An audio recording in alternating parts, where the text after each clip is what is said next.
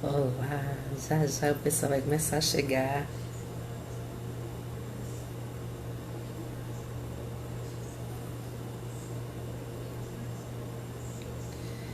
Vamos aguardar aqui um pouquinho, contando aí os segundos. Já já o pessoal chega. Nós combinamos muito em cima da hora, mas é porque nós estamos retomando os nossos encontros para estudarmos a Bíblia juntos. O pessoal do Instagram está chegando aqui também. Vamos lá. Espera aí só mais um pouquinho. Boa noite, boa noite. Aí o pessoal já tá dando aí um blim blim blim blim blim blim. Queria que se alguém pudesse me dar um feedback sobre o som, porque como tá muito quente, Fortaleza tá muito quente, eu liguei o ventilador aqui bem perto e imagino que vai ficar talvez atrapalhando o áudio. Então, à medida que eu tô chegando aí, se alguém puder me dar um feedback sobre como é que está o som, eu agradeço. Deixa eu só melhorar aqui. Ok. Deixa eu adicionar aqui. Nós vamos conversar sobre o livro de João, tá? O Evangelho de João. Deixa eu adicionar aqui. Evangelho de João. Ok, ok. Evangelho de João.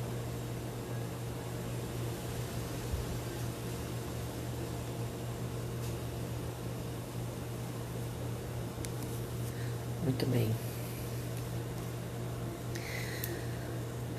Nós combinamos que esse ano nós iríamos ler a Bíblia juntos e eu iria estar trazendo sempre uma compreensão, né, compartilhando um pouco do conhecimento que nós temos recebido com vocês para uma melhor compreensão do que vocês estão lendo. Nós já lemos, na verdade, até 2 Coríntios. Lemos Mateus, para quem está chegando agora, e inclusive se quiser participar, dá tempo, tá? A gente tem um esquema de leitura que nos finais de semana é livre. Então, geralmente, quem está atrasado nas leituras tem o final de semana, no sábado e domingo, para se atualizar, né? Então, dá para você nos pegar na corrida. Para você ter uma ideia, nós começamos em janeiro, meados de janeiro, acho que foi na quinzena de janeiro, me corrija, por favor, quem tiver mais uma memória melhor que a minha. E já lemos Mateus, Marcos, Lucas, João, Atos, Romanos, e 1º e 2º Coríntios. E agora começamos Isaías. E hoje nós vamos conversar sobre o Evangelho de João, porque as nossas lives, elas tiveram que parar. Eu tive uns probleminhas, fiquei meio dodói, fiquei ruim da garganta. Nós estamos aí estruturando o nosso centro de formação cristã, né, que é uma escola de líderes. Fiquei com o meu tempo assim bem conturbado, eu diria assim. Mas eu faço isso com tanto amor e aí a gente dá um jeitinho e termina que dá certo. Eu não sei se aqui no Instagram tá legal, parece que tá travando, travou aqui o vídeo. Eu não sei se tá dando certo, depois eu vejo isso com calma quando eu publicar. Se não, não se preocupem, quem estiver acompanhando pelo Instagram. A ideia é a gente deixar isso disponível. Então eu sempre deixo aqui, deixo no Facebook, fica na rádio também, né, no programa de rádio do Mova-se e no YouTube. Então, quem tiver interesse em dar uma olhadinha e aprender um pouquinho mais, pode encontrar nessas ferramentas de comunicação. O que é que nós queríamos compartilhar hoje no Evangelho de João? Tem tanta coisa, né, maravilhosa para quem leu, para quem está lendo, para quem vai ler. Nós pensamos em resumir falando não apenas a questão literária, porque não há muitas dúvidas de que o Evangelho foi escrito por João, então não se discute muito isso. Sabe-se que foi escrito por um judeu e a maioria aceita facilmente, os historiadores, os teólogos aceitam sem muita dificuldade que o autor é João. Do Evangelho, o autor é João. Foi escrito mais ou menos em 90 depois de Cristo e tinha uma mensagem específica. Depois você pode ver aqui nos stories, né, dos vídeos, que nós falamos sobre Mateus e explicamos que havia, né, um objetivo, e aí lá eu sou mais, eu detalho melhor isso aí, tá? Mas por agora importa saber que eu vou dar boas-vindas para todo mundo à medida que for entrando, né, para não ficar interrompendo, mas sintam-se muito bem-vindos, tá? Todos que estiverem acessando, sintam-se muito bem-vindos, né? Então, boas-vindas hoje é de uma forma geral, porque eu quero focar, tá bom? Mas são todos muito bem-vindos. Como eu estava dizendo, os evangelhos eles foram escritos para um objetivo específico e toda a linguagem, toda a mensagem, que é a mesma mensagem, mas dita de uma forma diferente, tinha o cuidado de esclarecer, de registrar os fatos para a igreja, né, em um determinado momento, um determinado local, né. No caso aqui, João ele estava escrevendo para a igreja em Jerusalém. E ele tem uma preocupação, ele quer esclarecer para todos o propósito da vinda de Cristo, o seu ministério, né? Os evangelhos eles falam sobre o ministério de Jesus.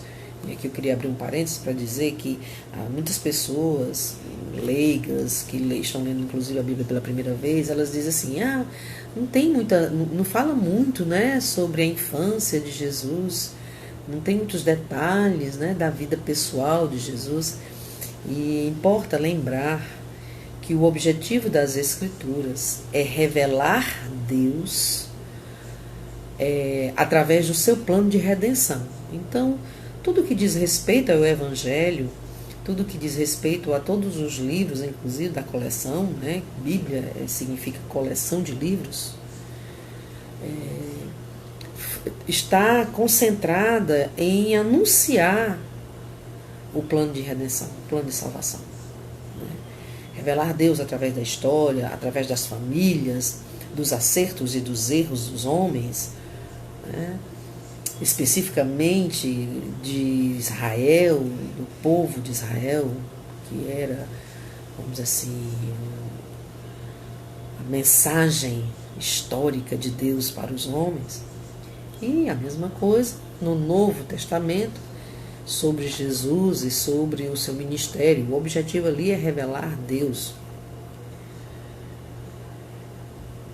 E então, João tinha essa preocupação. E o que eu acho mais interessante nesse evangelho é da Trindade. Né?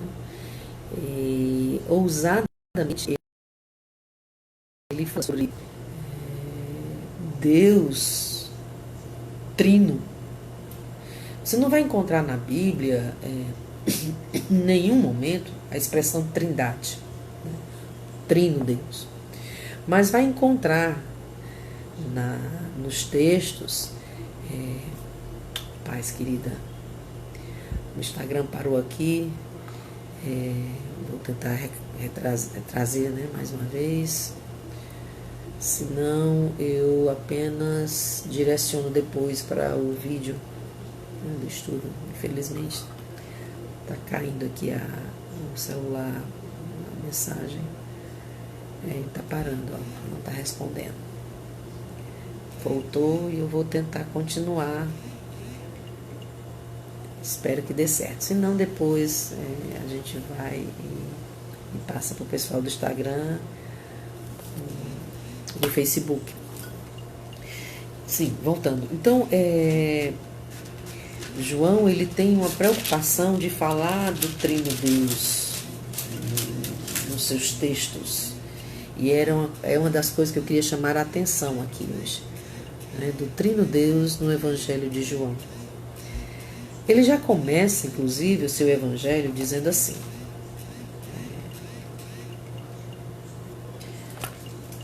no princípio era o Verbo, e o Verbo estava com Deus, e o Verbo era Deus. Ele estava no princípio com Deus. Todas as coisas foram feitas por intermédio dele, e sem ele, nada do que foi feito se fez. A vida estava nele, e a vida era a luz dos homens. A luz resplandece nas trevas, e as trevas não resplandecem contra ela. Não prevalecem contra ela. Quando João começa seu evangelho já dando essa, vamos dizer assim, essa guinada, né, teológica, abre para nós um leque de possibilidades de assuntos, né, para compreendermos a multiforma de agir de Deus, o Elohim que está lá em Gênesis. E aí eu quero ler, inclusive, para fazer referência ao que nós vamos falar, estamos falando já. Né? Deixa eu ler aqui para vocês, no começo aqui de Gênesis, do que é que João está falando. Olha só o que está escrito aqui. Calma que o vento do ventilador dificulta aqui. Preciso achar aqui. Pronto, achei. Deixa eu só marcar aqui, senão eu vou me perder. Ainda tem que estar marcado. O celular do Instagram parou de vez. Vamos só pelo Face, que aí eu não fico perdendo tempo. Olha só o que está escrito aqui em Gênesis. No princípio, João falou em princípio, criou Deus os céus e a terra era sem forma e vazia, e havia trevas sobre a face do abismo.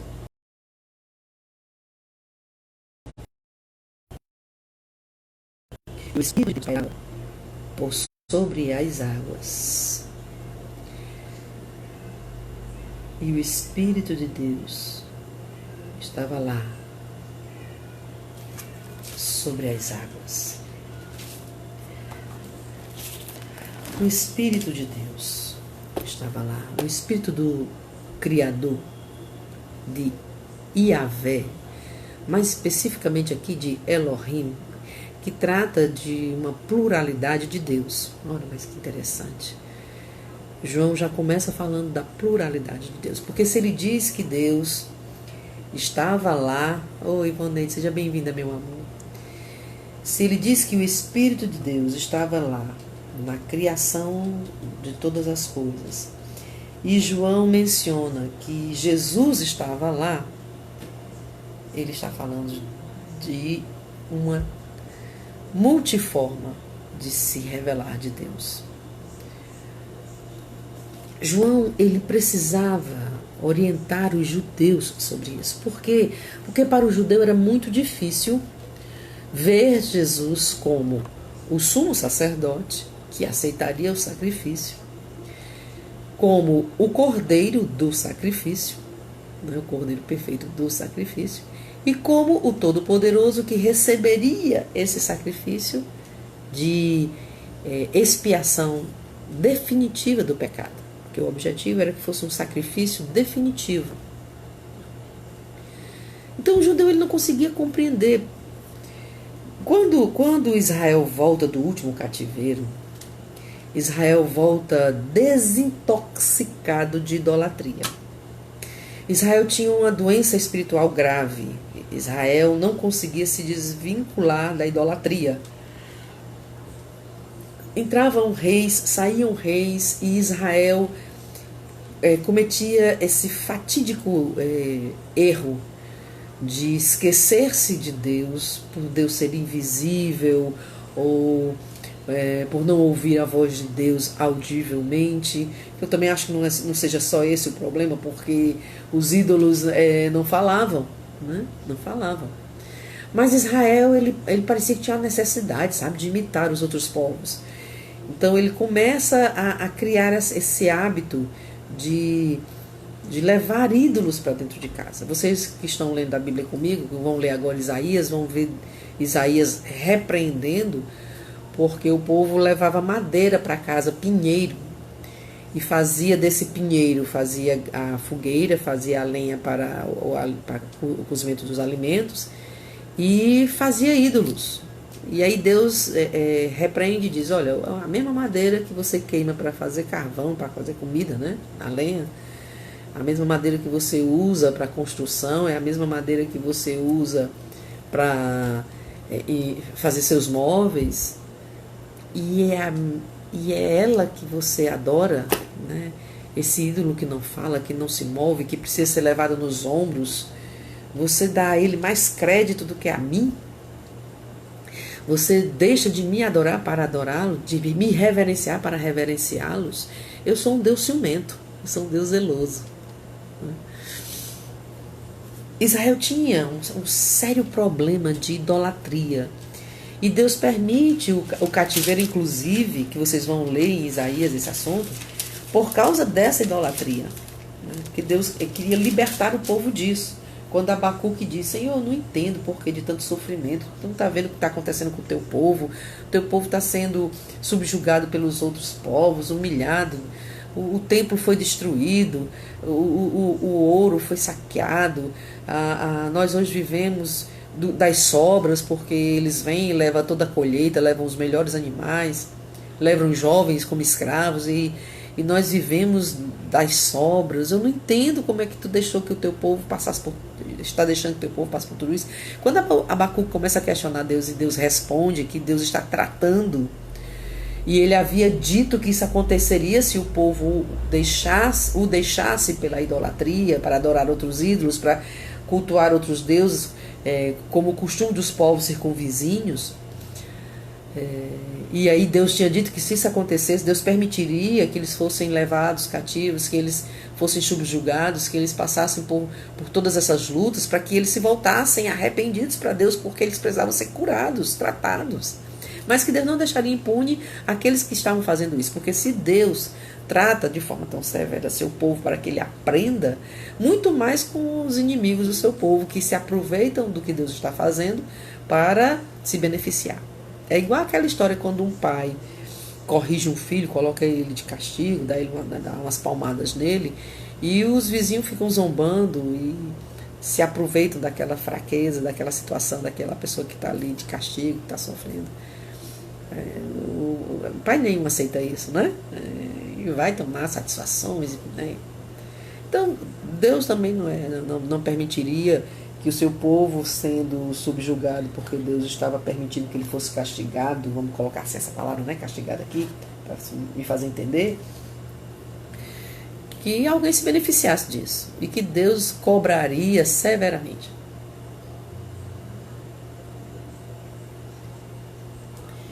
Mas que o importante era Abacuque entender que Deus estava permitindo tudo isso por um tempo, para que o povo se arrependesse e visse o que é uma vida sem Deus, para valorizar uma vida com Deus. E aí Abacuque diz, agora eu entendi.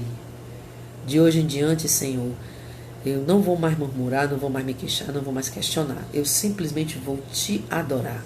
Ainda que a figueira não floresça, ainda que não haja fruto na vide, ainda que o gado não prospere, não haja gado no pasto, ainda que os montes se lancem no mar, eu todavia me alegrarei no Deus da minha salvação.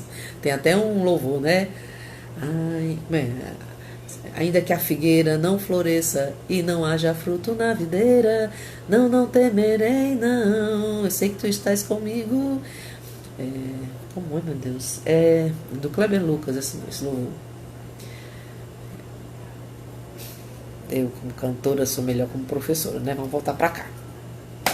Então, Deus permitiu o cativeiro, e eu estou falando do último cativeiro, já fazendo um link do que nós estamos falando aqui, do livro com que nós começamos a ler essa semana, para tratar, né, para fazer o povo se cair em si e entender que há um só Senhor e um só Deus, e esse amor de Deus por nós é perfeito, e nós não precisamos de deuses, não precisamos de intermediários, não precisamos de pontes, nós só precisamos reconhecer que somos pecadores e nos arrependermos e afastarmos-nos dos nossos pecados, deixar de lado a prática do mal e nos voltarmos para Ele, como ele diz lá em 2 Crônicas: se o meu povo, que se chama pelo meu nome, se humilhar, se converter, abandonar os seus maus caminhos e se voltar para mim e confessar os seus erros, eu os perdoarei e os sararei e abençoarei a terra deles. Dito isso, o que é que acontece? Israel passa por todo aquele processo lá nas mãos de Nabucodonosor, dos assírios, né? Aí vem Xerxes, se apaixona por Esté, casa com Esté, dá a Esté e a seu tio, que aí passa a ser o legislador da Síria, poder para criar leis que abençoe o povo de Esté. Vem a primeira leva de volta, Deus abençoa. Aí vem Neemias, traz as escrituras para uma linguagem compreensível da época, que aí é o grego, e o povo começa a entender de novo as escrituras, porque o povo havia perdido o idioma original, e o povo começa a crescer novamente, a prosperar como sempre foi, né? Aconteceu isso lá quando ele volta do Egito, e acontece isso quando ele volta do cativeiro babilônico, né? Do cativeiro assírio. E aí Israel volta por aqui de idolatria. Tipo assim, nessa eu não caio mais. É por isso que o judeu não consegue, que depois de tantos anos de Egito, 400 anos sofrendo nas mãos dos egípcios, que eram idólatras, volta para Israel, começa a cometer os mesmos erros, e aí quem vai ler o Antigo Testamento comigo vai ver isso nos livros de 1º e 2º Reis, de 1º e 2º Samuel, né, nas crônicas, e aí vocês vão se familiarizar mais. Quem já leu vai relembrar, e quem não leu vai conhecer. E aí quando Israel volta desse segundo cativeiro, que é tão tóxico no sentido de idolatria quanto ou pior que o primeiro, Israel volta decidido a não mais cair na cilada de adorar imagens. E eles ficam, por causa disso, com o coração também, por sua vez, endurecido. Passam-se 400 anos de silêncio depois desse cativeiro. Aí eu estou já entrando nos evangelhos, já falei sobre isso, estou relembrando. Passam-se 400 anos de silêncio, ou seja, Deus para de falar. Deus diz que não vai mais levantar nenhum profeta, até que o povo se arrependa, se cale e ouça a voz de Deus, deseja a voz de Deus. Deus passa 400 anos sem levantar um profeta que seja. Por isso que existem os livros apócrifos, como livros como Judite, como 1º e 2º Macabeus, como Tomé. Aí apareceu o Evangelho de tudo que é jeito também, né, no Novo Testamento, logo no início. Por quê? Porque as pessoas tinham a necessidade de falar em nome de Deus. Porque Deus não falava. E o povo queria ouvir Deus falar, anelava. Só que estava procurando na fonte errada. Se Deus tinha dito que não levantaria mais profeta, até que o povo realmente se arrependesse e quebrantasse o seu coração diante da voz do Espírito de Deus, não adiantava ficar procurando. Tinha que fazer o que Deus mandou, se arrepender. Dito isso, né, preparada essa cama de informações, né, esse ninho de informações, a gente entra na questão dos evangelhos. Jesus entra em cena. Jesus, ele lê o livro de Isaías, se senta na cadeira do Messias e causa uma confusão. Aliás, ele só não foi apedrejado porque não era o momento do sacrifício, e aí o Espírito de Deus intercede ali, move as circunstâncias e ele passa pelo meio deles e eles ficam como que atordoados, como cegos, não veem Jesus sair e fica, cadê ele, né? Por quê? Porque há uma confusão, porque simplesmente quando ele termina de ler, o Espírito do Senhor está sobre mim, pelo que ele me ungiu para, né, levar a luz e a verdade, a cura e a libertação aos cativos. Ele diz, hoje se cumpre essa escritura, hoje se cumpre essa palavra. E eles não aceitam. Eles, quem é este? Não é este o filho de José e de Maria? E não são seus irmãos Tiago, Judas? Queridos, não é o Judas que traiu Jesus, não, tá? É o Judas, irmão biológico, vamos dizer assim, né? Biológico, né? Filho de Maria e de José, tá? Não são esses seus irmãos? E não são essas suas irmãs? E ele não está aqui no meio da gente desde criança? Que história é essa? E começa aquela confusão. Ele veio para os seus, mas os seus não o receberam, como está escrito aqui, né? Porque eu não li tudo, tá? A luz estava com ele e eu vou relembrar aqui, tá? Para quem chegou depois. Todas as coisas foram feitas por intermédio dele, sem ele nada do que se fez, nada do que foi feito se fez, não seria feito. A vida estava nele e a vida era a luz dos homens, a luz resplandece nas trevas e as trevas não prevalecem contra ela. Houve um homem enviado por Deus, cujo nome era João. Esse veio como testemunha, para que testificasse a respeito da luz. Quem era a luz dos homens? Jesus. A fim de todos virem a crer por intermédio dele. Ele não era a luz, mas veio para testificar-se da luz. A saber, a verdadeira luz que vinha ao mundo, ilumina a todo homem. O Verbo estava no mundo. O mundo foi feito por intermédio dele, mas o mundo não o conheceu. Veio para os que eram seus, e os seus não o receberam.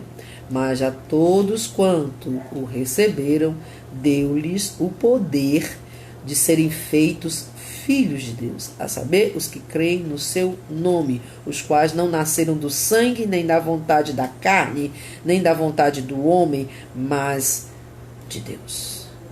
E o Verbo se fez carne e habitou entre nós, cheio de graça, de verdade, e vimos a glória dele, a glória como a do unigênito do Pai. João está falando que Jesus é a palavra que saiu da boca de Deus, o Logos. Jesus é a palavra que saiu da boca de Deus, o Logos, a palavra falada, o Verbo. O Verbo esteve entre nós, feito homem, feito carne, habitou entre nós, cheio de graça, cheio de bondade, cheio de verdade. O Logos de Deus, a palavra, o Verbo, a palavra ativa de Deus. A palavra ativa de Deus também estava lá em Gênesis, quando ele diz, haja luz e houve. Haja separação entre terra e água e houve. Haja os luminares nos céus para diferenciar o dia da noite e houve. A palavra falada, ativa, o Logos, tomou forma humana e habitou entre nós cheio de graça, cheio de bondade, cheio de verdade. E veio especificamente para salvar os filhos da promessa, mas muitos não o receberam. E aí, aqueles que o receberam, foi-lhes dado o poder de serem feitos filhos de Deus. Queria levantar 3 grandes lições deste livro para nós. Primeiro, explicar que ele tinha um objetivo de revelar Deus, o trino Deus para os judeus. Ele, em toda a narrativa deste livro, ele vai anunciar Jesus como Filho de Deus, o descendente de Adão e de Eva, que foi prometido no Éden, que viria e esmagaria, feriria de morte. Esse esmagaria aqui é da nossa linguagem, né? Mas na verdade, na original é ferir de morte. Ferir de morte a serpente, que é Satanás. Veio para desfazer as obras de Satanás, libertar o cativo, dar vida e abundância. Ele mesmo disse, eu vim para que tenhais vida e vida em abundância. Não vou ser cansativa hoje não, tá? Eu já tô na metade, já são 8h40, tô na metade. Ui, sem querer bater aqui, desculpa.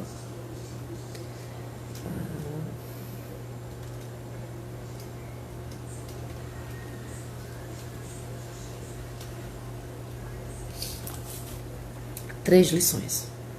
Coisa básica.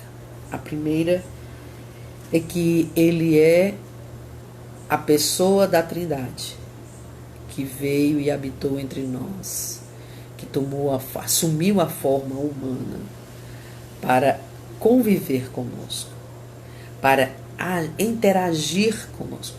Nós somos a criação mais privilegiada de Deus, porque nós nos relacionamos pessoalmente com Deus.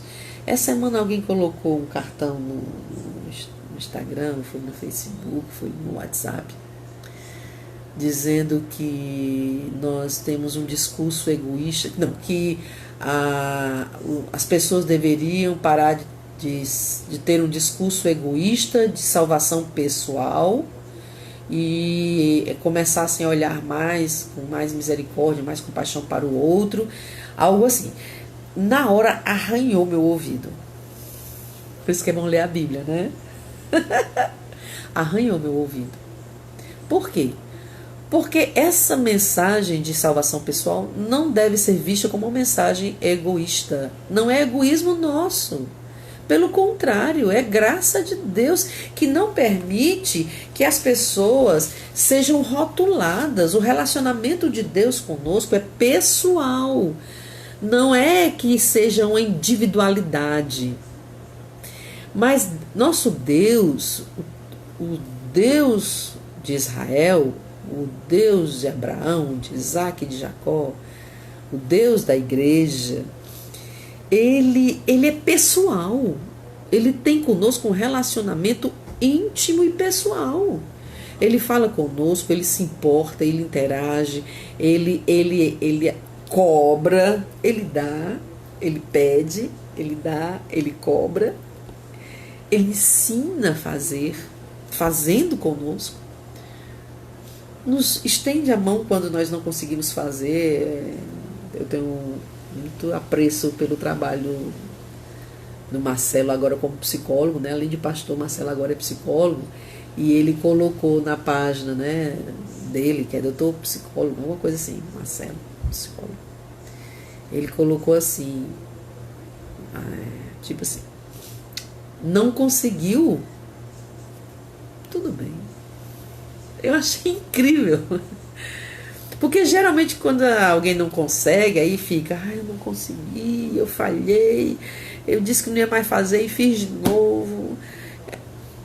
Deus olha pra gente, não que Deus concorde com o pecado, não que Deus concorde com o erro, mas à medida que nós falhamos e caímos como que uma criança, Deus estende a mão e diz, vem cá, eu te ajudo, tá tudo bem.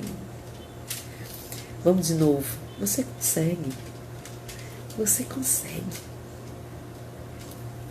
É uma intimidade, um relacionamento de amor, um relacionamento familiar, de pai, que precisa ter para entender, para reconhecer. E talvez por isso a pessoa colocou dessa forma, como que a salvação é algo individual. Não é que ela seja individual, ela é pessoal mesmo. Deus não tem neto, Deus não tem sobrinho, Deus tem filhos e filhas. E ele se relaciona com todos eles, pessoalmente, de forma pessoal.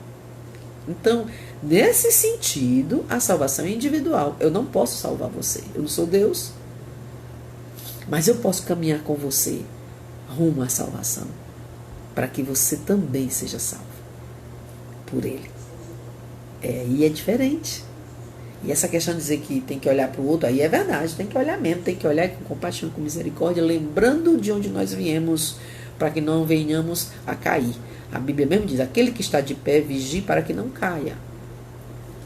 Então a primeira coisa que esse texto nos ensina sobre Deus é que Deus Pai, sendo o justo juiz de toda a terra, sendo tão santo que qualquer um que se aproximasse dele seria fulminado por não ser santo também, não ser separado do mal, e ninguém consegue ser 100% separado do mal, pois nós fomos realmente redimidos. O nosso espírito foi recriado pelo milagre do novo nascimento, mas as nossas atitudes ainda estão em processo de santificação. Nós estamos aprendendo a pensar como Cristo, a agir como Cristo.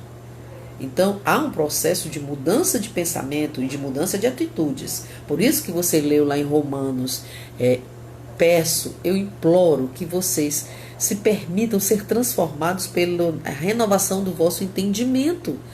Vocês precisam mudar a forma de pensar, para que aí então vocês consigam perceber, discernir, compreender a grandeza da vontade de Deus para a vida de vocês, pois ela é maravilhosa, ela é boa, ela é perfeita e ela é agradável. Mas vocês só vão conseguir entender isso, que a vontade de Deus é boa, perfeita e agradável, se vocês passarem a pensar diferente do que vocês vêm pensando a vida inteira. Pois por uma vida inteira vocês pensaram como escravos do pecado. Agora vocês não são mais servos do pecado, agora vocês são servos de Deus. Então havia uma separação, não há uma separação de Deus e do pecado. Por isso que lá no Antigo Testamento, quando o povo tentava se aproximar de Deus, Deus dizia: Moisés, não deixe que esse povo venha. Repreenda, diga para eles que não passe daí, para que eles não sejam fulminados. Deus não permitiria que aquele povo se aproximasse dele, porque aquele povo era um povo murmurador, um povo pecador, cheio de mazela, reclamava de tudo. Tá passando inclusive agora, né? Repetindo aí, eu estava assistindo e comentando com o meu esposo. Franklin, pelo amor de Deus, a gente lê, né? É uma coisa, mas a gente fica vendo assim como era reclamão esse povo. Primeiro reclamou que estava com fome. Vai passar ainda, eu acho, não sei. Mas primeiro reclamava que estava com fome. Aí Deus manda o maná do céu e as codornizas, né? Manadas de codornas. Aí depois reclama que só tem codorna para comer e só tem pão para comer. Que quer comer carne de porco, que quer comer a gordura do porco. Ai. Queriam água. Aí foram buscar água e acharam que a água era longe, tinha que ir andando. Gente, como a gente é chato. Como a gente é reclamão. E Deus, longanimamente, estende a mão para nos dar. Né? Estende a mão para nos dar. Deus é maravilhoso. Deus é maravilhoso. Porém, Deus põe limites. Aliás, a falta de limite. Eu não me lembro qual foi o ano, meu Deus. Eu fui visitar um centro de recuperação de dependentes químicos. E eu conversando com. Né? Esse sítio é da Presbiteriana. E eu conversando com o administrador, ele dizendo: pois é, pastora, é muito complicado, porque eles chegam aqui, querem continuar como estavam vivendo lá fora, sem limites, sem regras. E quem chega de fora e olha, acha que a gente é muito severo, porque aqui tem regra para tudo. Tem hora para comer, tem hora para se levantar, tem hora para tomar banho de sol, tem hora para fazer isso, né? E tem que fazer. E se não fizer naquela hora ali, perdeu o playboy. Não tem segunda chamada, não. Tem que estar na hora ali, tem que estar nas atividades e tal, e tal. E ele dizendo: porque a maioria dos que estão aqui estão porque viviam sem limite. Limite não atrapalha, não traumatiza. Nós estamos vivendo uma sociedade doente porque é uma sociedade sem limites. Os pais não sabem dizer não para os filhos. Os pais não sabem contrariar seus filhos, fazendo a coisa certa para que eles aprendam. Às vezes um não é mais saudável do que 10 sims. 10 sims no plural ficou ótimo, foi 10 sims. A gente precisa colocar limite na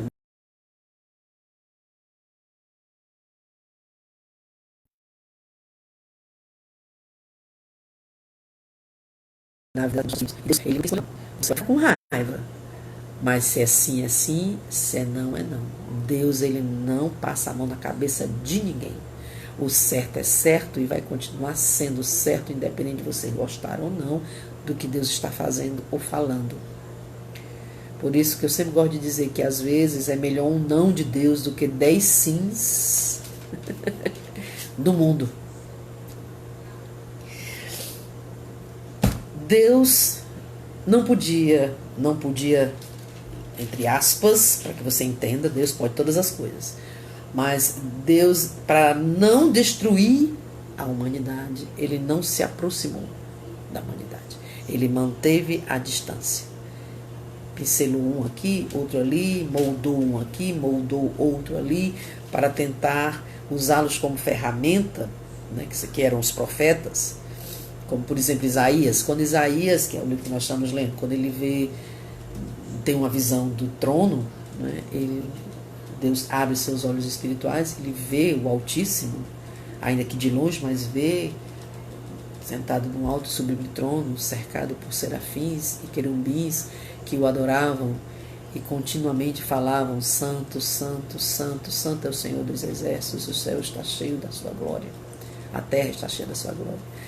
E aí ele vê aquilo e vê que até os próprios serafins cobriam seus rostos e cobriam seus pés, que eram 6 asas, e com outras que se mantinham no ar, e ele se apavora e diz: pronto, vou morrer, ai de mim, que vi o Senhor de toda a terra, pois sou um homem de lábios impuros e habito no meio de um povo de impuros lábios.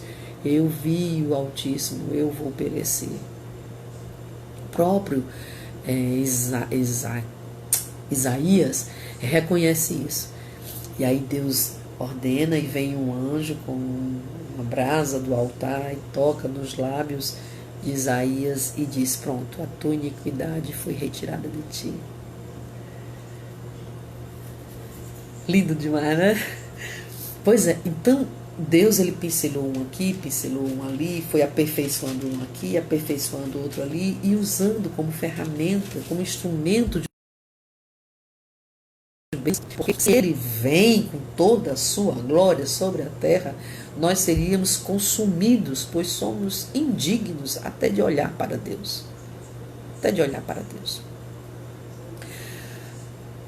Daí, Deus faz com que a palavra que ele falou, através do seu Espírito, tome forma humana. E João tenta abrir a mente dos judeus, e agora a nossa, para dizer: olha, lembra que Deus falou de tu mulher, da mulher sairá uma semente. Depois ele fala para Davi: da tua raiz eu tirarei um que se sentará no trono e reinará para todos sempre. Havia um plano perfeito por trás de todas essas histórias que nós estamos aqui narrando e as outras que ainda vamos ter a oportunidade de conversar com vocês, para chegar ao ponto de, quando for findar toda esta obra que está em processo, né? O Messias, o Hamashia, se sente no trono do coração de todos os homens. Porque o propósito de Deus é que não haja mais separação de terra e de céu. E que assim como no Éden, antes da queda do homem, ele vinha na virada do dia, se sentava e conversava com Adão face a face, ele também faça isso com todos nós. Há um propósito maior para todas as coisas, e a gente só fica vendo os retalhos daquilo que nos é possível compreender, mas é preciso crer. É preciso crer que há algo muito maior do que todos nós. E esse plano de Deus é perfeito e vai se cumprir. Pois assim como ele disse lá, que da mulher sairia um, depois ele vai dizer que nasceria da virgem, de uma virgem conceberia e daria à luz. Tudo isso se cumpriu. E essas palavras de Deus, esse verbo ativo de Deus, é, eu farei, eu sou, eu faço, eu quero, se cumpre, toma forma humana e habita entre nós, cheio de graça, cheio de bondade, cheio de verdade. E ele é o próprio Deus. Inclusive, quando eu fazia grego, eu fiz a exegese desse texto. Eu sou apaixonada pelo primeiro capítulo de João, porque foi um dos primeiros textos que eu aprendi em grego. E eu acho interessante porque a tradução para essa passagem aqui, né, que fala que ele vai, se não me engano, é bem aqui, no princípio era o verbo estava com Deus, e o verbo era Deus. Se não me engano é aqui. Ele vai dizer, ele é como, no grego ele vai dizer que essa imagem de Deus, que ele é o próprio Deus, ele vai dizer, ele é como que o reflexo em um espelho. Você está vendo Deus através de Jesus, porque Jesus é Deus. Eu não posso me colocar na frente do espelho, em outras palavras, e refletir outra coisa que não seja a minha imagem, eu aqui, né? Eu estou falando aqui, estou filmando e estou me vendo. Não dá para ser outra cara aqui. É isso que João está dizendo. Ele estava lá, ele estava no princípio, ele estava depois, e ele é a palavra que saiu da boca de Deus, que tomou forma humana. É o próprio Deus que habitou entre nós, cheio de graça, cheio de verdade, e ele veio e o povo não quis, não entendeu. Mas todos que o receberam ganharam de presente a graça de serem feitos filhos de Deus. Segunda coisa, que o tempo está acabando, meu Deus, passa ligeirinho demais, né? Segunda coisa que eu quero chamar a atenção nesse texto é que ele é a luz do mundo. Essa colocação aqui da luz, para mim, é uma separação absoluta entre bem e mal, entre o Messias Jesus e o Anticristo e Lúcifer. Porque a proposta de Satanás para seduzir o coração dos homens é que o paraíso é esse corpo. Preste minha atenção, tá? O tempo está acabando e eu não quero perder esse pedaço da história. Depois eu não sei se eu vou conseguir falar do mesmo jeito que está agora aqui e aqui. Então, a proposta de Satanás, ela é muito clara. Ele quer que você, que eu, que nós pensemos que o céu e o paraíso é esse mundo em que nós vivemos. E que o paraíso é esse corpo que me dá prazer, que eu posso usar para me beneficiar, para me divertir, e que a vida é agora e é aqui. E ela se reflete num discurso de prazer, de poder e de possessão. As pessoas, elas pensam, por causa do discurso de Satanás, que a felicidade consiste em ter, em possuir, né? E em usufruir. E pior, que tudo termina aqui. Quando nós paramos para pensar que depois daqui vem a eternidade, sob a perspectiva das nossas decisões aqui, em outras palavras, existe céu e existe inferno, eu duvido que alguém queira ir para o inferno.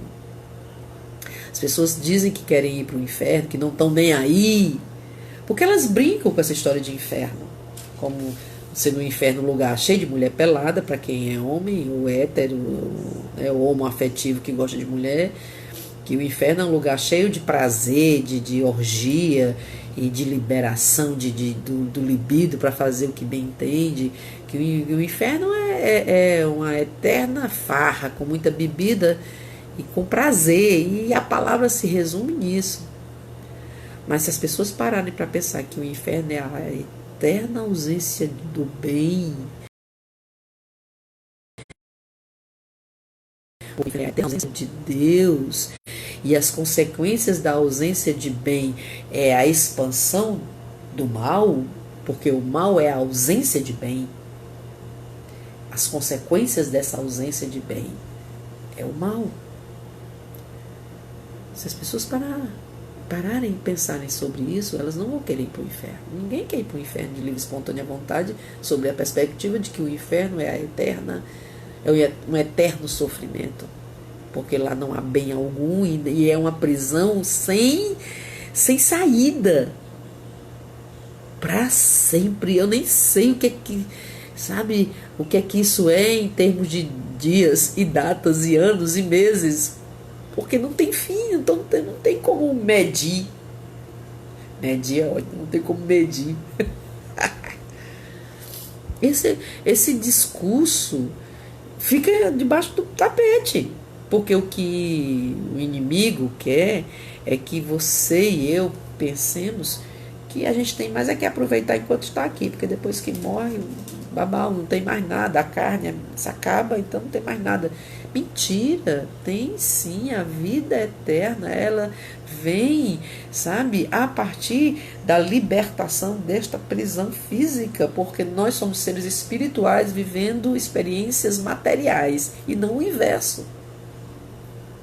Esse é o grande discurso do livro de João, quando inclusive ele vai falar sobre a transfiguração, né? Quando Pedro, ele e Tiago, eles veem Jesus com Elias e com Moisés, e Pedro fica maravilhado e já pensa em construir logo 3 tendas para as pessoas irem lá vê-los e tal, como quando Jesus fala: eu não sou Deus dos mortos, eu sou Deus dos vivos, senão não falaria que sou Deus de Isaac, de Abraão, de Jacó, blá, blá.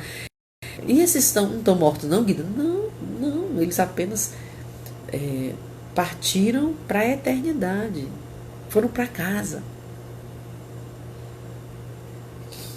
O Evangelho de João mostra Jesus como Trino Deus, mostra que ele é o cumprimento da promessa, porque ele é o verbo ativo de Deus, e mostra o poder que ele tem para transformar todo mal em bênção, quando ele diz: a todos quanto creram nele foram feitos filhos, e não mais apenas criaturas de Deus. O poder da adoção nos fez fazer parte dessa família espiritual, não mais filhos da carne, nem do sangue, nem da vontade do homem, mas filhos do Espírito de Deus. O Verbo estava no mundo, a luz cujas trevas não pode resistir. Jesus. Eu amo o Evangelho de João, porque ele mostra Jesus amoroso, inteligentíssimo e sábio. Mas a gente deixa esse assunto para outro dia, tá? A gente conversa mais na próxima semana. Aí na próxima semana eu vou fazer um link do livro de Lucas com o de Marcos, para a gente poder partir para o livro de Atos dos Apóstolos e depois falar de Romanos e finalmente falarmos das cartas de Paulo para a igreja de Corinto e correr para o Antigo Testamento, porque nós já estamos lendo o livro de Isaías. Para quem não esteve conosco desde o iniciozinho, nós estamos estudando um pouquinho daquilo que nós estamos lendo. Nós fizemos um propósito de ler a Bíblia toda juntos, já lemos alguns livros do Novo Testamento e agora começamos o livro de Isaías. Ainda dá tempo, se você tiver vontade de ler com a gente, fala comigo aqui, eu te coloco no grupo que não é um grupo, é uma lista de transmissão, tá? Chega de tanto grupo, né, no WhatsApp, é uma lista de transmissão, e lá eu fico sempre sinalizando o que é que a gente vai ler e tal. Aqui com o Léo eu coloco um estudozinho, nunca mais eu coloquei, eu tô em falha com vocês, eu sei, mas eu tô retomando, então me aguardem aí. E se você sentir no seu coração de compartilhar esse vídeo com alguém, fique à vontade, ele é público, tá? Eu deixo aí no Facebook, depois eu coloco lá no YouTube. E depois que eu coloco no YouTube, o link é só compartilhar. Né? Eu vou ficar muito feliz, porque é sinal de que mais alguém vai estar ouvindo essa mensagem, aprendendo conosco e interagindo conosco. E para mim isso é um prazer. Isso é um prazer. Eu estou vendo aqui que o Richard, a Dorismar, Socorro, Ivoneide, a Aurilene, ai que saudade de tu, Aurizinha, a Aurilene, quem mais, e a Francisca, entre outras pessoas que não deu para me ver no Instagram, estão aqui conosco. Então sintam-se muito bem-vindos mais uma vez, orem por nós. E se sentir no seu coração, divulga esse propósito. A ideia não é mais uma pessoa dando estudos na internet. A ideia é a gente oportunizar, né? Aqui, conversar, tirar dúvidas, estimular as pessoas a lerem a Bíblia. É isso que eu quero. Né? O desejo do meu coração é esse. Eu disse mesmo para Deus. Eu digo, Senhor, o Senhor me deu já tanto. Deixa eu compartilhar um pouquinho do que eu sei.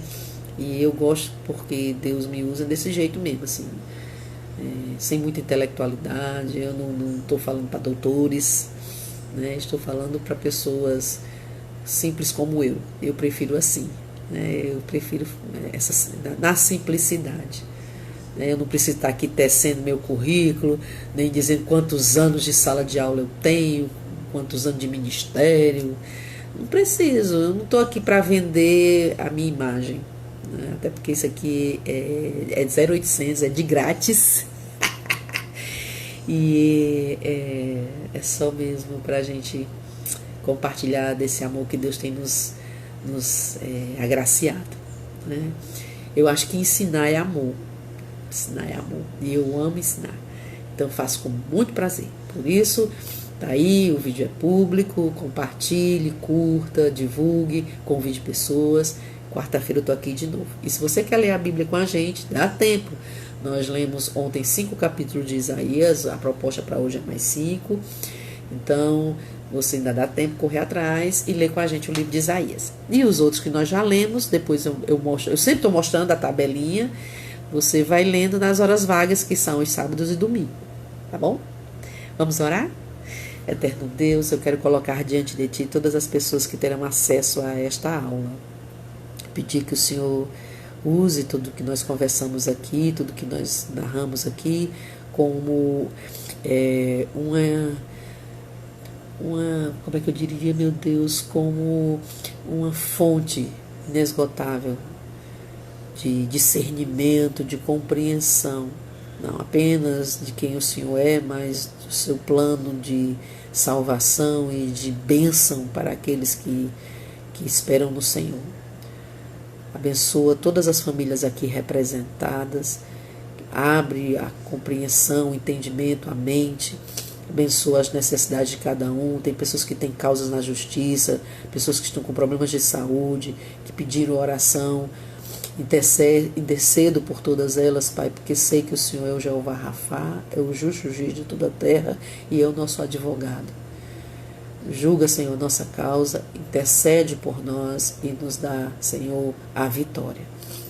Eu te peço por todos, peço por mim, pelo meu lar, pela minha família, e em nome de Jesus eu te agradeço. Que a tua paz, Senhor, que excede a todo entendimento, inunde os corações de felicidade, de esperança, de ânimo e de quietude. Shalom em todos os lares é o desejo do meu coração para a glória do teu nome, Jesus. Amém. Deus abençoe, que haja paz no seu lar, que você conquiste a vitória das suas causas e que você se alegre no Senhor, porque Ele é bom. Beijo. Tchau.